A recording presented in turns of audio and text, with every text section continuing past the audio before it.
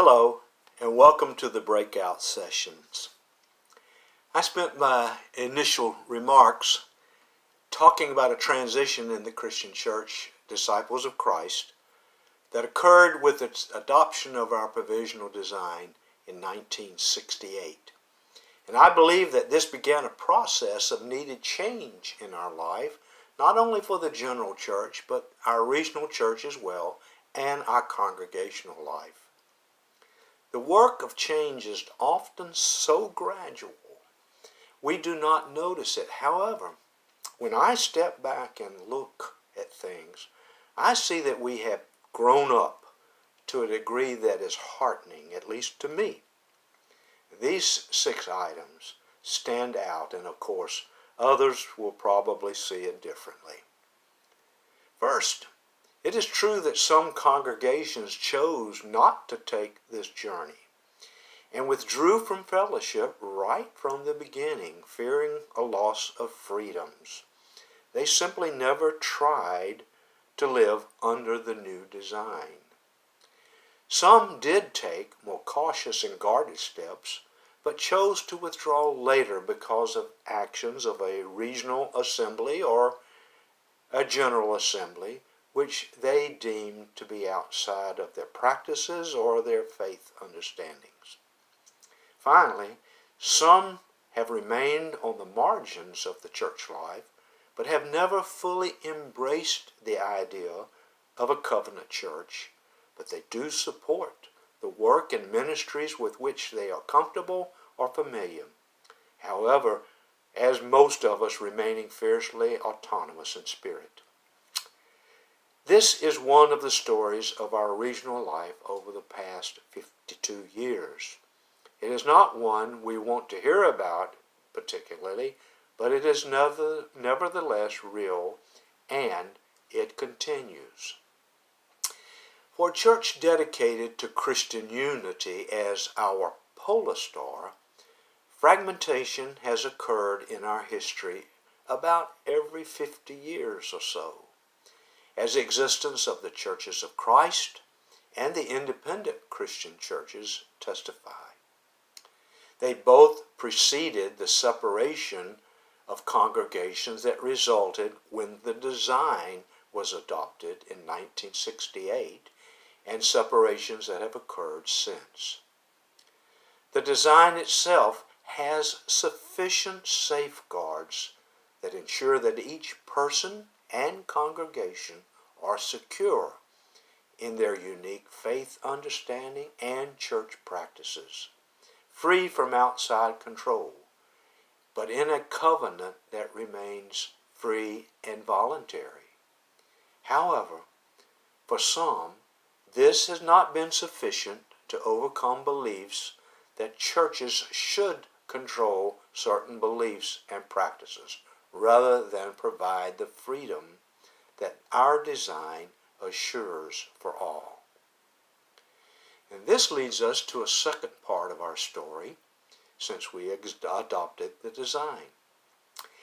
Even though we have certainly had many challenges to our commitment to Christian unity, I would not pronounce the last 52 years as a failure in that regard. In fact, this time has been marked by successful unions like no other time since Alexander Campbell and Barton Stone came to agreement in Kentucky in 1832. We disciples have always participated in councils of churches and ecumenical dialogues, but we actually have become ecumenical partners with the United Church of Christ and more recently with the United Church of Canada, resulting in the sharing of ministries and ministers. This is, I believe, a significant step in living out our heritage and faithfulness. It may have been possible prior to our adoption of the design, but the design has given us a means to make it possible for all disciples of Christ. Since our initial union with the United Church of Christ, much cooperation has occurred within the general, the regional, and congregational manifestations of our church. And in North Carolina, this partnership is at work for both ministers and congregations. A third significant part of our journey are the changes that have come about regarding racial relationships in North Carolina. J.O. Williams knows and tells this story better than perhaps anyone in our region. I have seen two significant developments in this regard. First regards the churches we know as the Christian Church Disciples of Christ, our predominantly white part of the church, and the Church of Christ Disciples of Christ International Incorporated, and the related assemblies, which are predominantly black. While each of these entities have developed independently, it is significant that over the years in each, many presiding leaders, ministers, and congregants have worked to bring closer relationships and to repair broken relationships in communities and among churches that occurred in prior decades. There have been considerable efforts to maintain fellowship between the two that must continue and may lead to other very significant developments in our lives. Secondly, among disciples working under the design since 1968, we have seen the emergence of leaders across racial lines in all aspects of our regional life, working together in building a church truly reflecting community that crosses the racial barriers existing in the world. In more recent times, anti-racism, pro-reconciliation efforts are furthering understanding and binding us closer as a church. This wheel has been turning for some time and is gaining even more momentum. The future should be filled with our continued commitments. The fourth area in which I want to talk is the development in ministry. That has been another tremendous significant change that has occurred. Specifically, the emergence of women in ministries in areas that were predominantly male-dominated. While congregations still control who is called, more and more women are filling the pulpits of churches throughout North Carolina. And for the first time in our history, our regional minister is a woman. It is hard to say that the design under which we live has totally brought this change about, but it is a development that has occurred throughout the United States and Canada.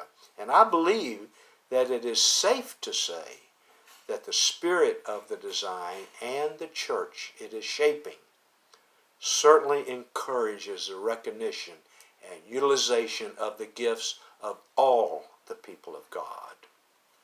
In similar regard, we are seeing greater acceptance, recognition, and utilization of ministry gifts of lay and clergy of the LGBT communities within congregations and other areas of church life. These developments are occurring in our church setting while other churches resist or ban them. They are, in part, a reflection of what is happening in the world around us, but are also a part of our faith understanding. As stated in the design under the section on ministry in Article 86, and I will quote, "By virtue of baptism into the church, every Christian enters into the corporate ministry of God's people. Within the corporate ministry, each Christian fulfills his or her own calling as a servant of Christ sent into the world to minister. The Christian Church Disciples of Christ shall seek to provide all of its members with opportunities to exercise this ministry, unquote. The fifth area, in which I would like to mention today, is that the Christian church in North Carolina has also seen a growing commitment to new church development. Some congregations have always had this vision and have taken steps to establish new congregations in their localities as needs arise. They have done this with assistance from the region and the general church often. I know that establishing new churches has always been a commitment of the North Carolina region, long before our design came into being. However, with the 2020 vision and the emphasis of our church of establishing 1,000 new congregations in 20 years by the year 2020, this vision was renewed, and it has helped us to refocus on this energy. North Carolina has done a commendable job in doing our part, and it has brought new life and diversity in our region because of it, as well as energizing many congregations who have been able to contribute to these efforts hands-on, and also to others who have been able to contribute through our Pentecost offering and prayers. There are many other significant developments over the last 52 years of our life together, such as our relationships with Barton College and Christmount Christian Assembly, and these are important stories. However, one final story needs mention. Our forefathers and mothers spent much time, prayer, and money in developing adequate facilities from which we have operated our ministries here in North Carolina. We owe them all a great debt for the gifts of the regional office building in Wilson and Camp Caroline in Pamlico County. Both of these facilities have served us very well. But changing times and financial considerations have brought new realities. At one time, our region had 5 full-time ministerial staff serving, plus several supporting staff in the office. Now, there is 1 full-time of each. Our regional office building has been sold to Barton College, and thanks to the generosity of First Christian Church of Wilson, our regional office has a home from which to operate and serve. At the same time, Camp Caroline has expanded its capacity with a new gymnasium, with ample meeting spaces and 3 new lodging facilities. It is now prepared as a first-class retreat center along with its historic camp setting. It is serving not only the Christian church in North Carolina and our churches and members, but is also providing valuable services to Pamlico County citizens and others with services for spiritual, educational, and physical enrichment. And I would encourage you, if you have not visited Camp Caroline recently, to do so. You are invited to go down there and see the amazing possibilities awaiting your church or perhaps your family. Thank you for your time and for exploring this part of our region's life with me. Thank you for the joint work of the CWF and CMF in providing this virtual retreat in these hard times of epidemic for our enrichment. The work of these 2 groups would be another story worth the telling, and I have certainly continued to believe that they will bless many over the years to come. Before and since the scope of this presentation, no doubt this legacy of the CWF, the CMF, will live long into our future. Now blessings to all of you, and peace.